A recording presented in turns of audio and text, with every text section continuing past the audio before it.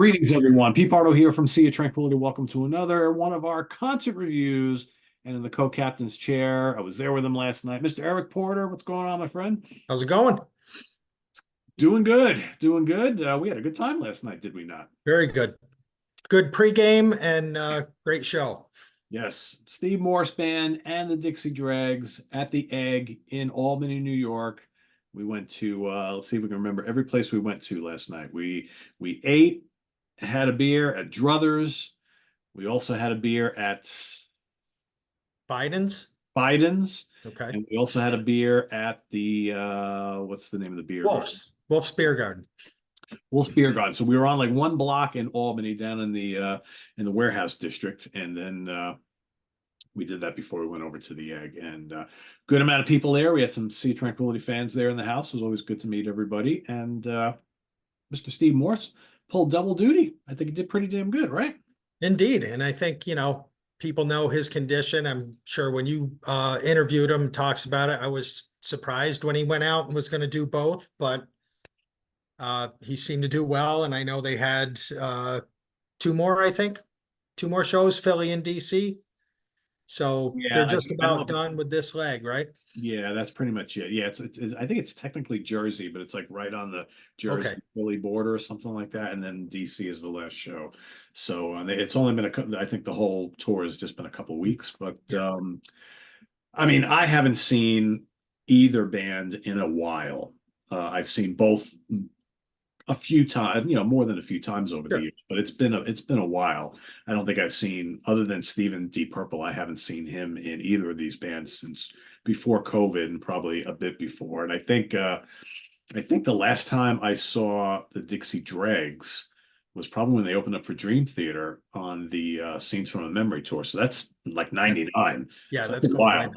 But I had seen them a bunch of times, like in the late 80s and in the early 90s. So, and then Steve Morse Band I've caught, various times over the years. So this was really cool. And I think what was really good for me is this was the first time seeing this line. Well, seeing Alan Sloan in the band, because I've only ever seen them with Jerry Goodman. Okay. So this was kind of cool to see with Alan Sloan. I mean, this was, as close as you're going to get to the classic lineup, right? Other than the fact that we have Jordan Rudess from Dream Theater playing in the band now before he goes to go do the Dream Theater thing. He actually, so we were chatting with him after the shows, just so everybody knows. We had after show passes, and Jordan's really the only one that came out. So we chatted with him for a little bit. And he basically went from the studio with Dream Theater to this tour, and then going back and finishing up some keyboard stuff for the album, and then going on tour in Europe with Dream Theater. So he's like boom, boom, boom. Busy guy. Yeah, because didn't he say to us too when you were talking to him, he said they were still in the middle of recording and he's trying to learn the Dreg set, and yet he's working on tunes with them. And so he was putting some serious time in, I'm sure. Yeah. Yeah. So you might as well, what did you ask him though after that? I thought that was a great question. You asked him like what are the hardest songs to learn or whatever, Oh, that was the guy next to me. Oh, that's right. Yes, that's right. Yep. He was asking him, what was his heart? And do you remember his answer? He said he was asked to learn like 19 songs. That's right. Okay. He's like, and he goes, and that was tough as it is. He goes, but then we've only played like 12 of them. Right. We played the same 12. So it's like, so I did all that extra work and learning these really complicated tracks. And it's like, oops. Yeah, he was really nice too. He came out, took pictures with us, talked for a few minutes. So that was great to get to meet him. Yeah. So he joins the band because obviously T. Lavitz is no longer with us. We had, of course, classic members. We had Rod Morgenstein on drums, Steve Morse obviously on guitar, Alan Sloan on violin, and on the bass, Andy West. Andy West, that's right. So other than Jordan, that's pretty much kind of the classic lineup, which is really cool. And then of course Steve doing double duty. You have the classic and really only lineup that's been together for ages, not the original lineup, but the classic lineup of the Steve Morse Band, and that's basically Steve, Van Romain, and of course Dave LaRue. So, and they played a great set. And Absolutely. Steve had told me personally when I interviewed him a month and a half ago that the Steve Morse band was only going to do like a short set. I think we timed it out. It was about 40 minutes, I Yeah, think. I think so. And they had I don't know if they were having monitor trouble or because Dave kept kind of walking back and forth. It sounded okay to me. Uh Totally. but I know, they were kind of going back and forth. So like you said, they may have even cut a song out because I know they were kind of working things out. But yeah, it was probably 35, 40 minute set. Yeah, at one point, Steve, I think Dave was doing like a little bass solo type thing, and he was seemed to be having a lot of problems with his monitor, Yeah. and wondering if his bass was going over the PA because Steve also questioned it. But at one point, when he got that straightened out and he was doing like a little bass thing, Steve goes and walks over to Van and goes like this. So I mean, Steve obviously was trying to keep everything, pretty tidy. And I think you're right. I think they might have taken one track out of the what they normally were playing and went with a little shorter set. So basically, and we don't really have the exact set list from last night, but from like a week ago, and I think it was pretty similar to this. Name dropping, Relentless Encroachment, Highland Wedding, which was amazing. Yeah. On the Pipe was great. And that's one of my favorite Steve Morse band songs. Vista Grand, John Deere Letter, Rising Power, and Cruise Missile to finish it all off. So, and you know what? We did not get Cruise Missile. Now that I think about it, Okay. All right. that's what we missed. That's what, Okay. because I think I turned towards you and I said, I think they probably cut the set short and maybe we missed out on too many notes, but it was actually Cruise Missile. Cruise missile. Okay. That makes sense. Yeah, because the more I'm thinking about it now, that's like one of my favorite Morse tunes, and I'm like, yeah, they definitely did not play that. So Rising Power was probably the last track they played, but they were great. Sound was Absolutely. excellent. I mean, you've been to more shows at the Egg than me. I've been Love to it. a bunch, and it's always good there. Yeah, definitely good. Always get good sound out of there. And like you said, it was kind of funny because you could tell Dave kept kind of walking back and we could see his tech kind of off to the right. And obviously Steve was kind of trying to communicate to them as well. And I was like, boy, it sounds all right to me. I'm not, and I think we heard a little crackling. So like you said, maybe it was more of a monitor issue than front house, but yeah, they're, just to watch those guys is fabulous. And I know we'll talk about it with the Dregs, but I just love seeing the interplay with them and looking at each other. They were smiles all night long. So I don't Yeah. know if they were clicking that night or if that's how they normally react on stage, but I saw a lot of, grins going ear to ear when they were watching each other. So it was a good night for them, I think. Well, I mean, this is musicians' music, right? So I think these guys, they're at their heart, they're just kind of geeky nerds about this stuff like we are. And you get the impression that they're really enjoying playing this stuff again, on a kind of consistent basis. And, Steve was in Deep Purple for a long time, and he would periodically go and tour with both of these bands when he could fit it in Right. to the heavy, Deep Purple schedule. But I get the impression now that, you know, he's made a change in his life and he lost his wife recently and he's like, if I'm no longer doing the Deep Purple thing, this is what I want to do and this is the kind of music I want to play and it's the music I've always played and you can tell he's kind of enjoying it and the Yeah, rest of the guys too. absolutely. Yeah. Yeah, that's tough. Like you said, I know there were some mini tours because I saw the Dregs, I think in 18 at the Egg, and I've seen Steve Morse a couple times, but you're right. I think it would be Deep Purple came off the road and they probably had that cycle of album tour, which is amazing for them that they've done so much since because he joined them 96, right? For Perpendicular Yeah, and yeah, I think 95 and then 95, 96. 96. Okay. So that's a long time. And that cycle, and then when he's off the road with them, he's trying to put his stuff and go out and do his stuff every once in a while. It's just, you know, road dog, I guess. He loves it. Yeah, and generally there's a lot of times there's not enough time to do the dregs of the Steve Morse band because Purple, it's like even when they're not pumping out an album, it's like, album tour, maybe an album, Right. three more tours. It's like it just never ends.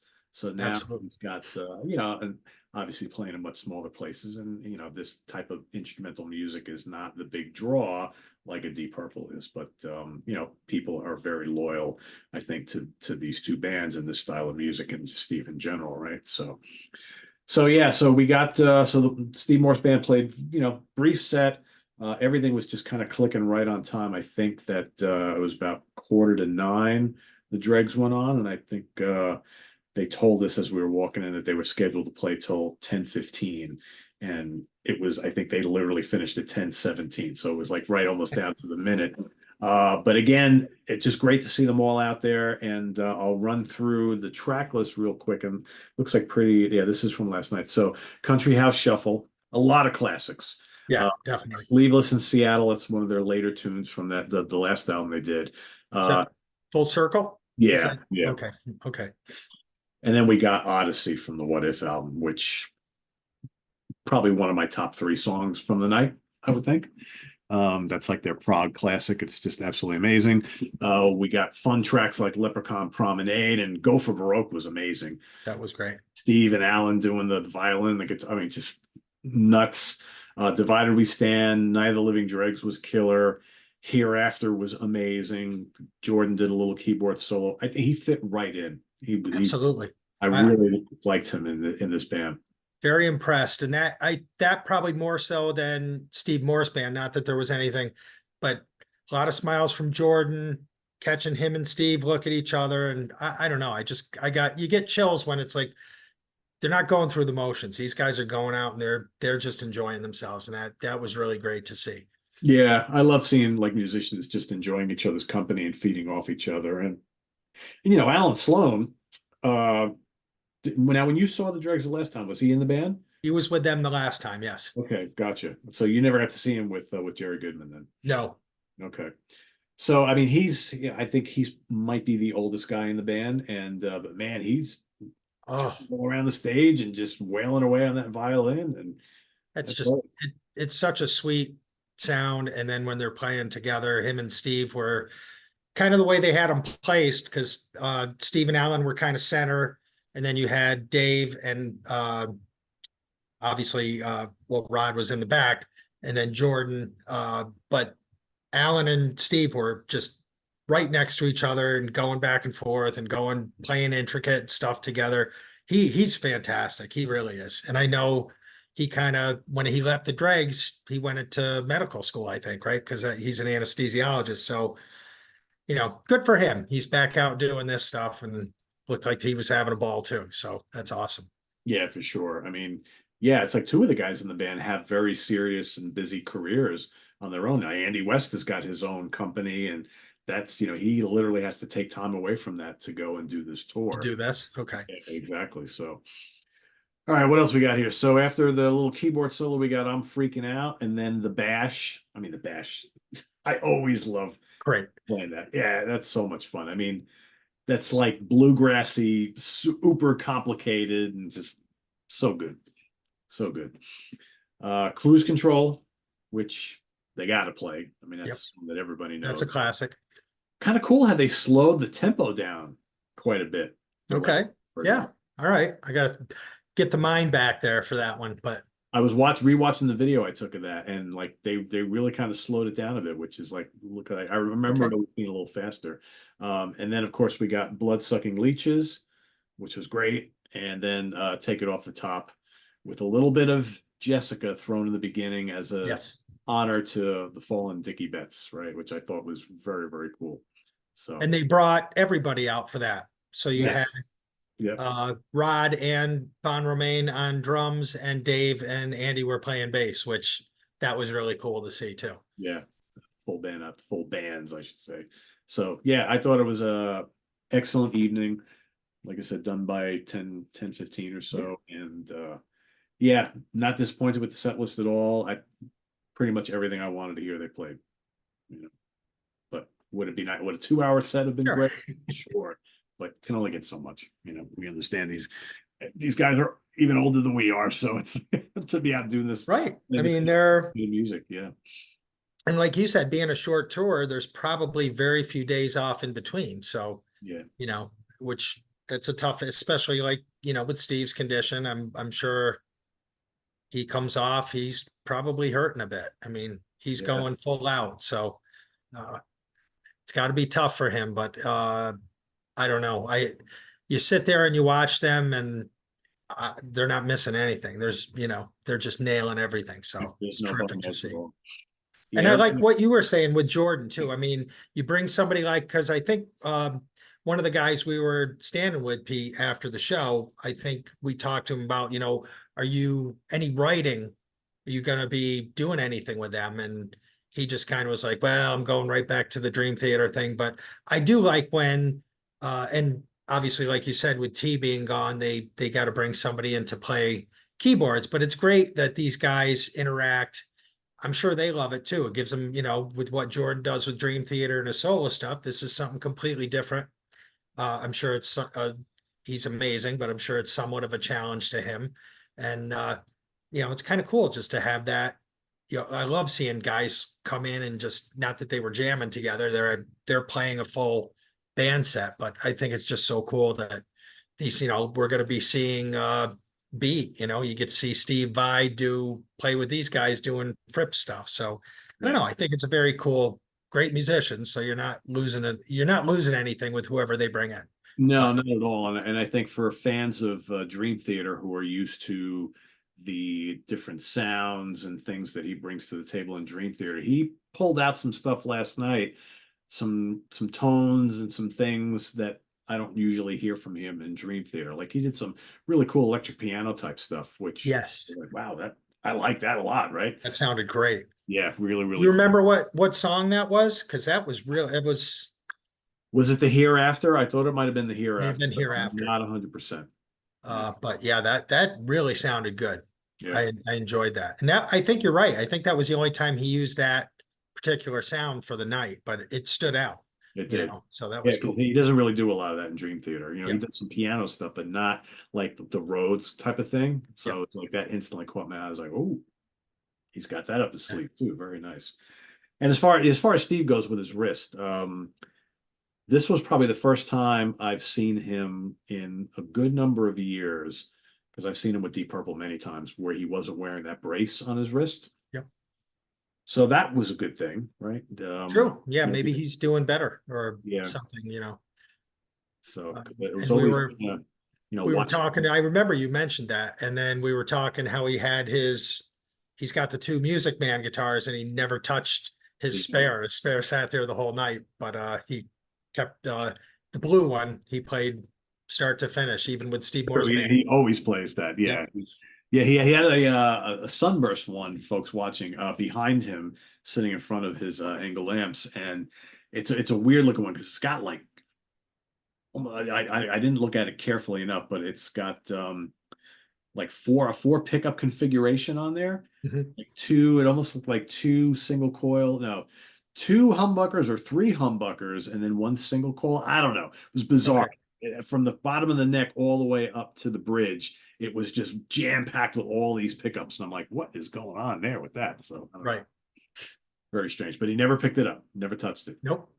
So yeah, him and his blue one. That's all he ever played. That's all I've seen him play in like ages. Even with purple, that's what he used all the way through. Yeah, I don't think I've ever seen him on anything else. The only other, he had an alternate Music Man that had a whammy bar Oh, okay. that he would use sometimes when they played Highway Star, because like expect there's certain parts where he does a little dive bomb thing because Richie used to do that. But that's like the only time I've seen him in ages, decades, where he's played anything other than that blue guitar. Switch off. I mean, but the first time I ever saw Steve Morse, he had already stopped with playing the Telecaster.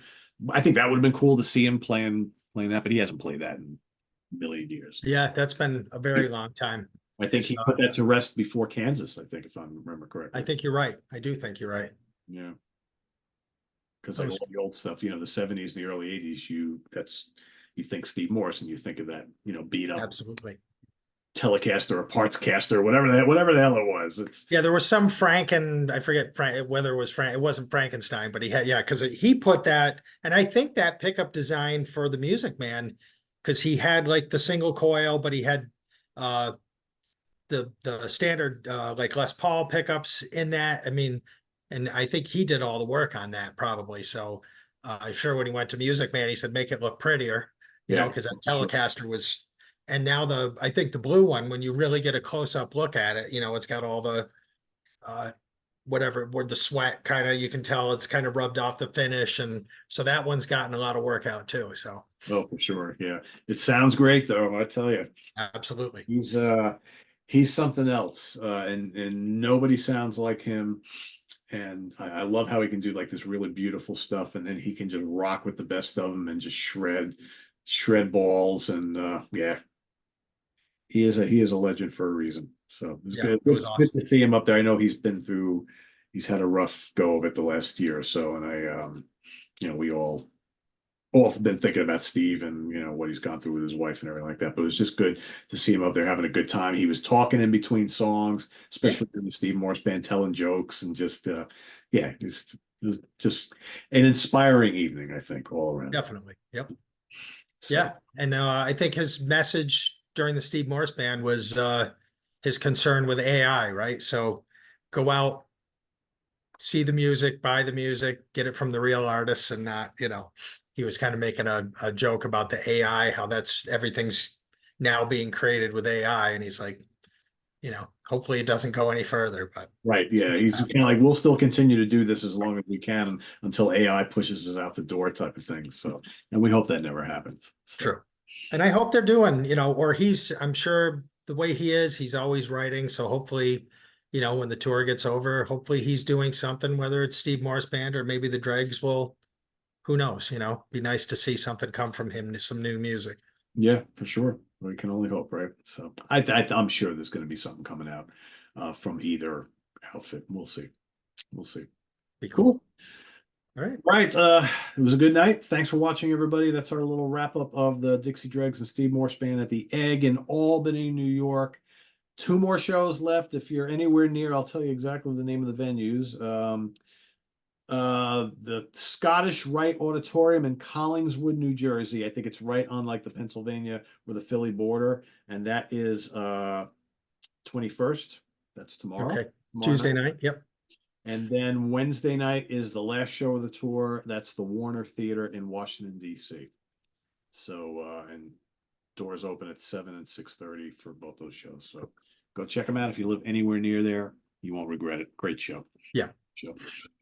So thanks to Eric for making everything happen last night. That was very, very cool stuff, and always good to get together with Eric and go see a show up in our capital region. Just we are like 2 hours apart. Yeah. About 2 hours. About 2 hours, yeah. So not too far. Not too far. And we'll be seeing Eric and myself, well, yeah, Eric, on tomorrow night on In the Prog Seat. So stay tuned for that. We got 4 Fusion Friday coming up in the not too distant future. So stay tuned for that and a whole lot more here on the channel.